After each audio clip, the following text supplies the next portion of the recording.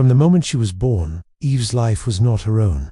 Betrothed to the prince before she could even walk, her future was a sealed contract, whispered in the grand halls of her family home.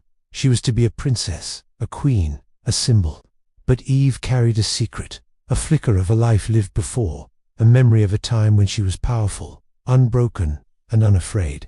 These weren't just daydreams. They were fragments of a past that guided her, that kept her spirit from being crushed by the weight of expectation.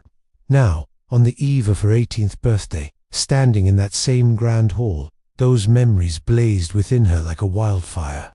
The quiet, obedient girl was gone, replaced by a force just waiting to be unleashed. The air was thick with tension. The prince, true to his reputation for drama, was preparing to publicly humiliate her, to cast her aside for another. He stepped forward, his voice ringing with false righteousness, accusing her of being cruel to Lily, the girl he now claimed to love. He painted a picture of Eve as a bully, constantly reminding Lily of her lowly country origins, mocking her for not knowing proper etiquette. The crowd murmured, their eyes filled with judgment. But Eve's gaze was steady. She let the silence hang for a moment before her voice, calm and clear, cut through the noise. "I never said anything unjust," she stated, her eyes locking onto his. "I only reminded her to behave with the decorum her new station required. And I reminded you, a prince, to act with the dignity of your title.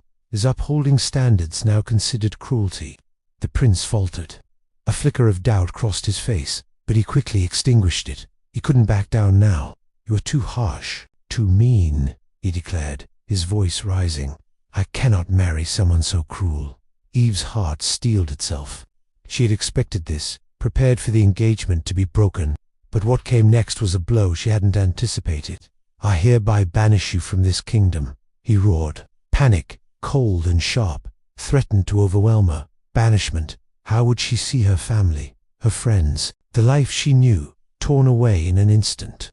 Tears pricked at the corners of her eyes, but she clenched her fists, the fire inside her roaring to life.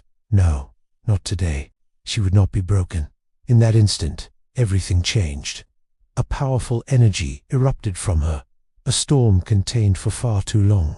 She moved through the hall not as a banished noblewoman, but as a tempest. One by one, those who had jeered, who had judged, who had dared to speak against her, were struck down by an unseen force.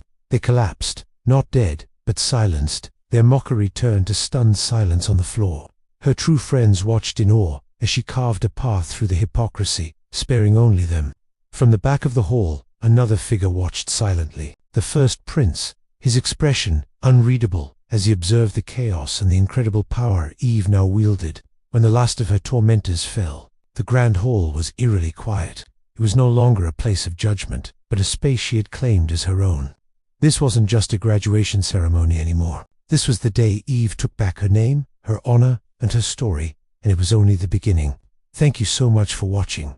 If you enjoyed this story, make sure to hit that like button, subscribe, and ring the bell so you don't miss what happens next. See you in the next video.